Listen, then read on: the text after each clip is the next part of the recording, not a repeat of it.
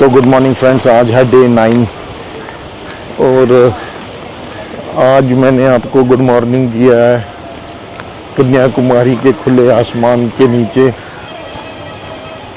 सामने समंदर है जिसका व्यू मैं अभी आपको दिखाने वाला हूँ।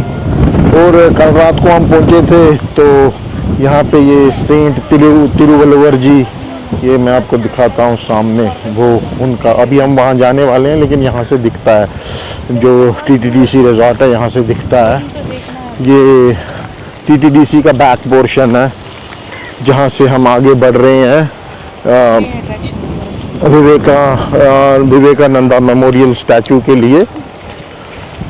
तो यहाँ से एक इन्होंने छोटा सा गेट रखा है जहाँ से आप उधर एक्सेस है, मतलब आप सनसेट पॉइंट, आप सनराइज पॉइंट एंड जो वो जहाँ सब कुछ नियर बाय है, विवेकानंदा मेमोरियल और तिरुवल्लुवर जी का स्टैचू। तो मुझे पता चला है 2 दिन पहले यहाँ इनॉग्रेशन हुआ है,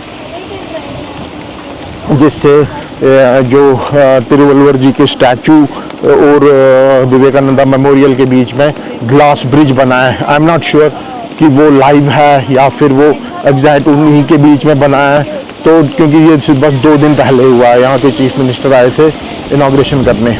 तो ये जो सामने गेट दिख रहा है आपको, यहाँ से बाहर निकलने का है और यहाँ से लेफ़्ट मुड़ेंगे तो सनराइज़ पॉइंट है, राइट मुड़ेंगे तो सनसेट पॉइंट है। तो थोड़ा आगे बढ़ता हूँ और आपसे और डिटेल शेयर करता हूँ। तो ये जो पैदल रास्ता है, ये पैदल रास्ता आपको ले जाएगा मंदिर की तरफ भी, जो यहाँ पे पार्वती जी का मंदिर है, और जो विवेकानंदा मेमोरियल स्टैचू है वहाँ के लिए भी।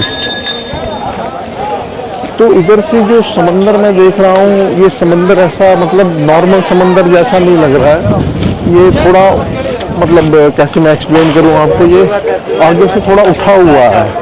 तो मतलब ऐसा लग रहा है कि अर्थ अगर राउंड है तो मतलब जो अपवर्ड्स जो सरफेस है वो यहीं से फील हो रही है। मैं और थोड़ा नज़दीक जाके आपको दिखाने की कोशिश करता हूँ। तो अभी मेरे पीछे जो आप देख रहे हैं, ये संत तिरुवल्लुवर जी पॉइंट जो थे तमिलनाडु के, ये उनका स्टैचू है। और उसके साथ विवेकानंदा रॉक मेमोरियल है। तो अभी आप देख सकते हैं हवा कितनी चल रही है, टाइड्स हाई है। तो अभी ऐसा सीन है कि और वो जो कर्व दिख रहा है दोनों के बीच में, स्टैचू और मेमोरियल के बीच में, वो ही नया कांच का जो ब्रिज है वो बनाया गया है।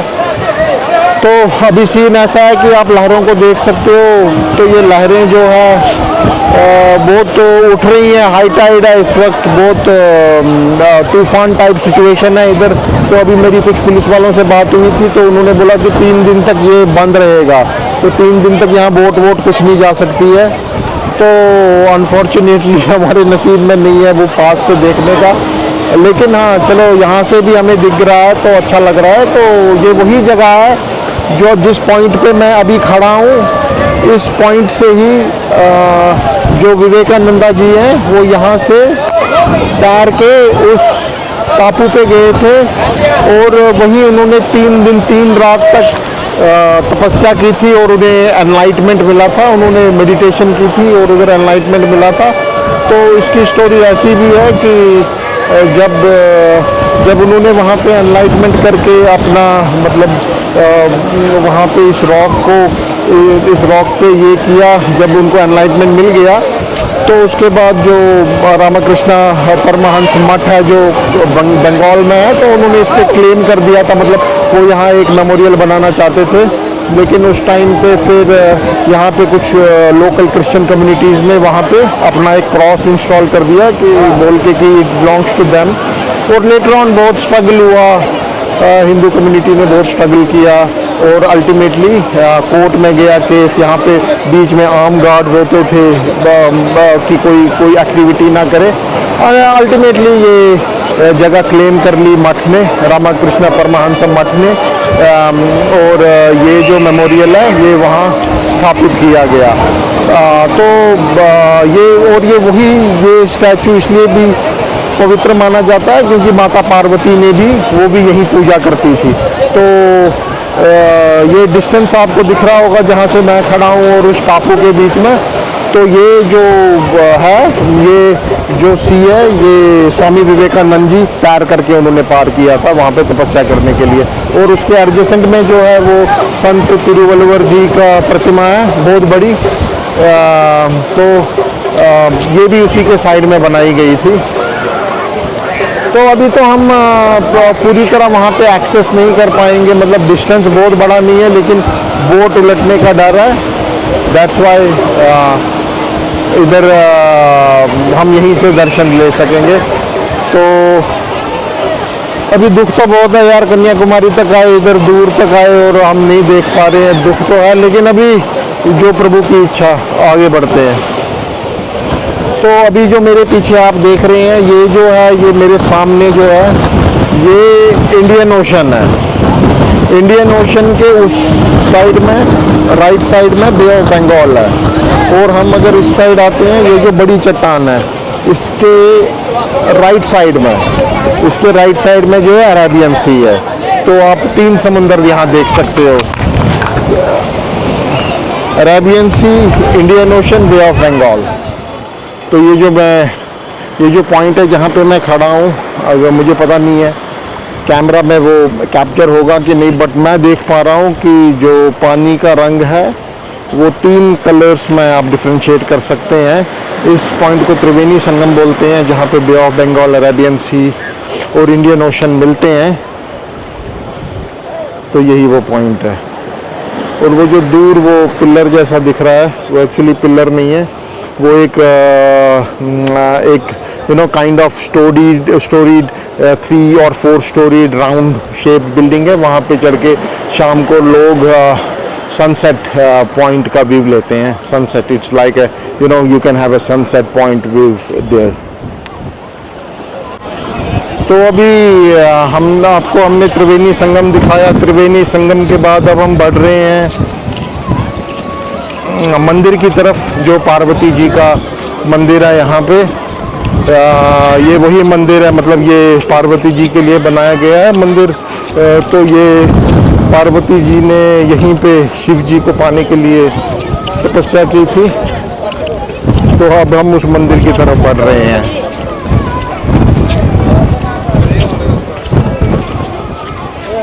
तो अभी जो हम कन्याकुमारी टेम्पल के कंपाउंड में है, जिसे अम्मा देवी टेम्पल भी बोला जाता है। यहाँ कन्याकुमारी जो ये दीवार है, इसके पार टेम्पल है, लेकिन बहुत भारी रश है वहाँ पे, इसलिए हम यहाँ खड़े हैं।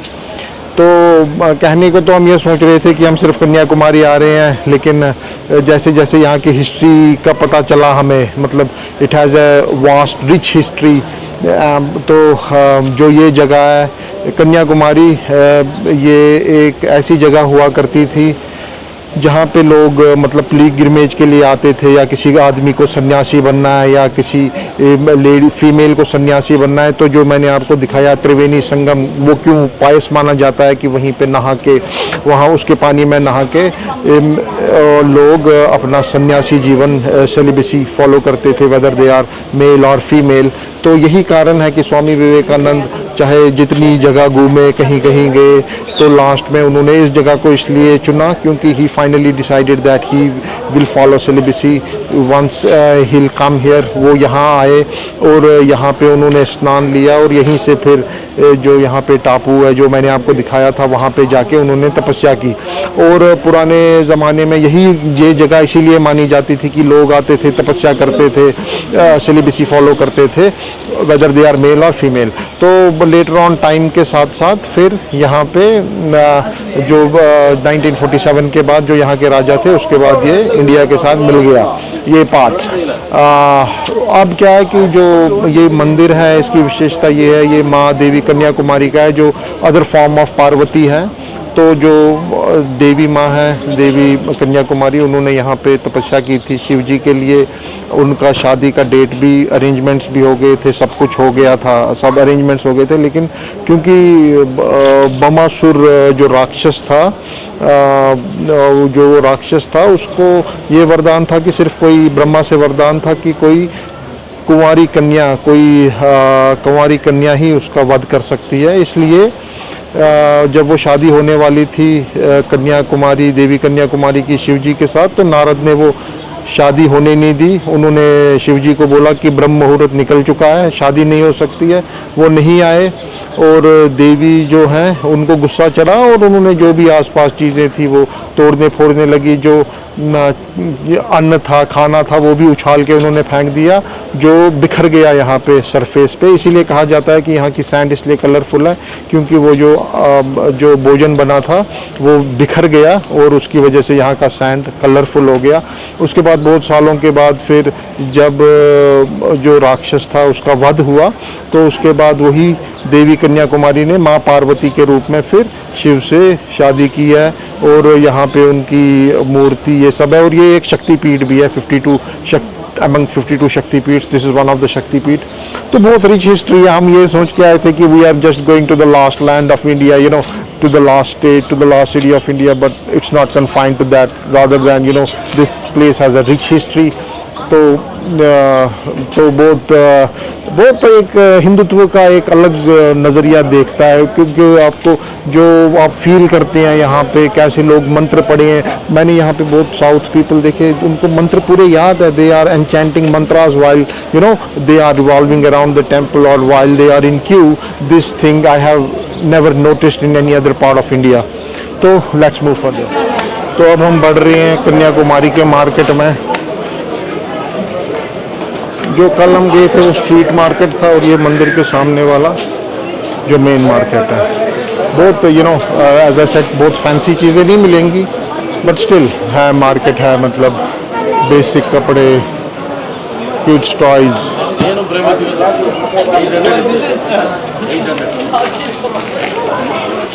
तो अभी टाइम हो गया है 12:45, हम लंच की तलाश में निकल गए हैं। यहाँ का खाना हमें कुछ पसंद नहीं आया, मतलब यार पता नहीं, वो हॉस्पिटल से भी बेकार खाना है इधर, तो हमें पसंद नहीं आया इधर TTDC के रेस्टोरेंट का खाना।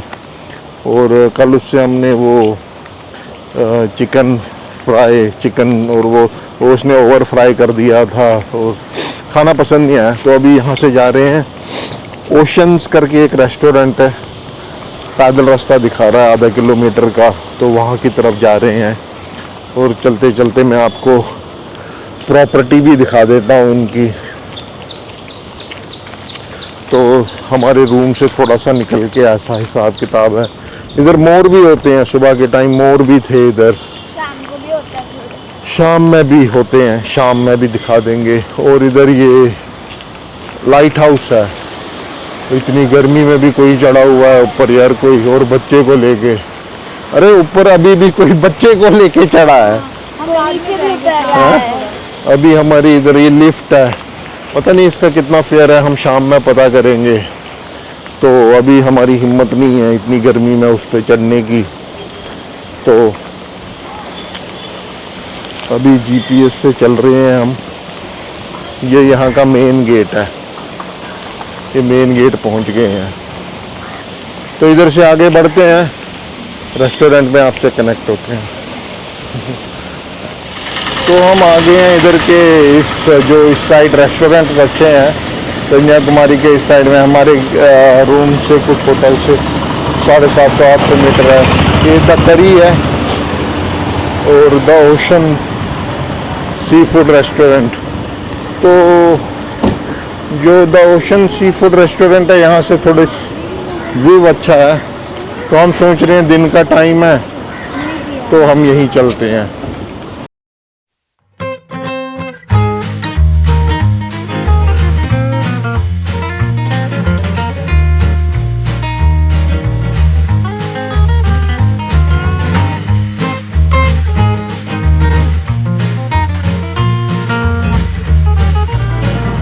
तो खाना हमने अभी खा लिया है वहाँ पे hotel ocean, the ocean hotel में खाया हमने खाना।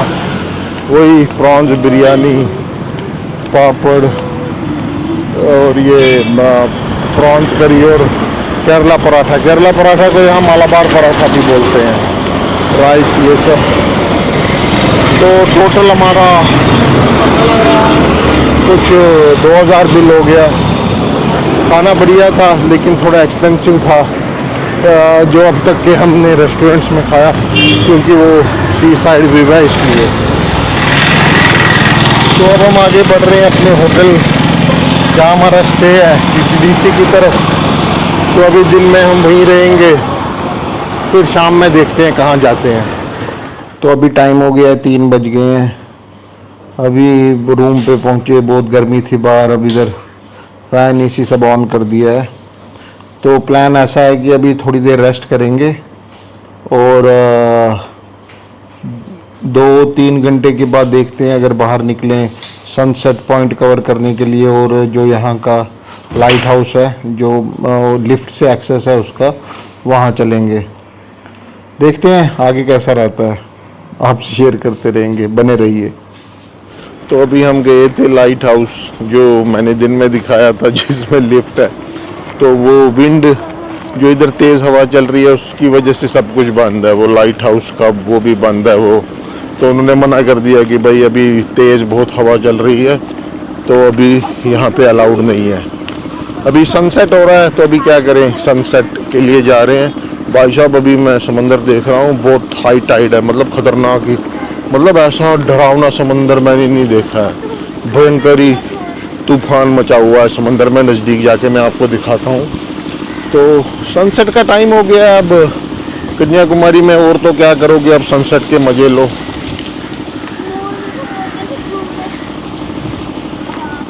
तो ये हम पहुँच गए हैं व्यू टावर पे, जहाँ पे आप सनसेट का आनंद ले सकते हैं। सनसेट होने में बस अब थोड़ा ही समय बाकी है, उससे पहले हमें इस व्यू टावर को चढ़ना होगा। ये तो खुद ही चढ़ना होगा यार, इसमें कोई लिफ्ट विफ्ट नहीं है। बदबू तो आ रही है, मतलब क्लीन नहीं है इतना, लेकिन अब कोई एक्टिविटी नहीं हुई तो अब व्यू टावर ही चढ़ना होगा। मेमोरियल भी बंद था विंड की वजह से, फिर लाइट हाउस भी बंद था। लाइट हाउस भी बंद है। तो बगो जल्दी ऊपर पहुंच के आपसे मिलते हैं, क्योंकि अब सीढ़ियां चढ़ते हुए आप मुझे हाँफते हुए सुनोगे। तो ऊपर पहुंच के मिलता हूँ।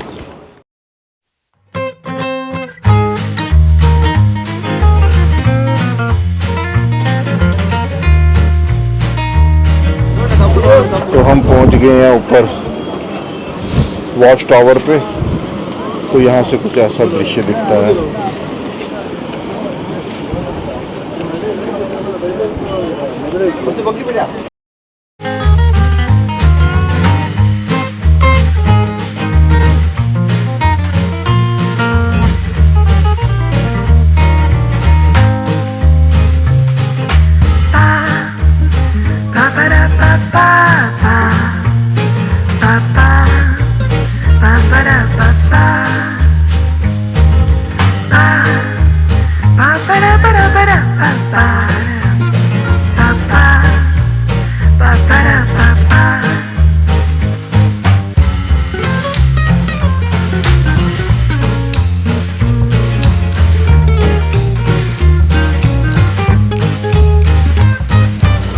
तो ये कुछ दृश्य एंजॉय किए आपने वॉच टावर से।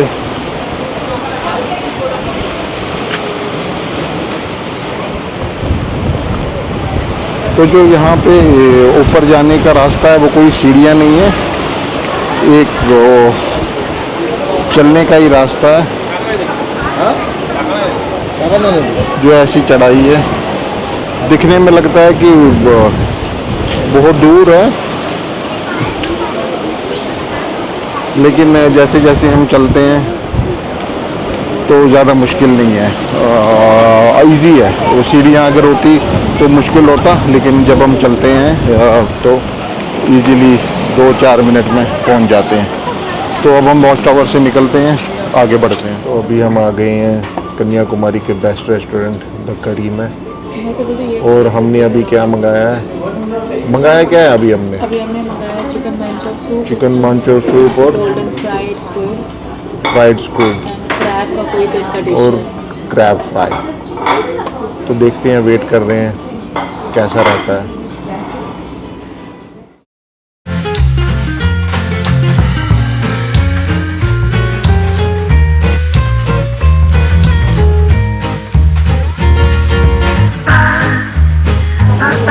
बहुत बढ़िया चिकन मंचो सूप।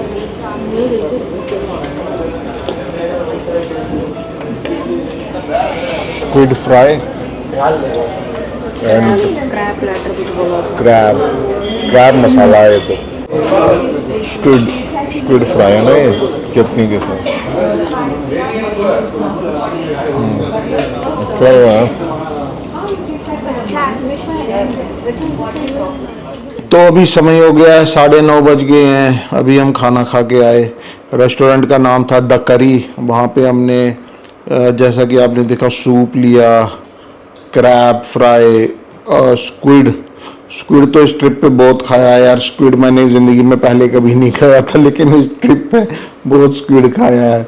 स्क्विड और एक हमने 2 मलाबार पराठा मतलब केरला पराठा लिया, राइस एंड प्रॉन्स। तो टोटल बिल हमारा हो गया था 1500 रुपये के करीब। 1500 रुपये हो गया, जो रीज़नेबल है, ठीक है जितना हमने ऑर्डर किया। तो अभी 9:30 बज गए हैं। तो अभी हम कल की तैयारी करेंगे। कल हम रामेश्वरम के लिए निकल रहे हैं। सुबह यहाँ से ब्रेकफास्ट करते ही रामेश्वरम के लिए निकल जाएंगे। तो यहाँ तक अगर आप बने रहे हैं तो आपका बहुत बहुत धन्यवाद। आगे भी बने रहिए, क्योंकि हम आपको आगे और बहुत अच्छी जो दुनिया से छुपी हुई जगहें हैं वो दिखाने वाले हैं। तो अभी के लिए इतना ही। धन्यवाद। शुभ रात्रि। Thank you.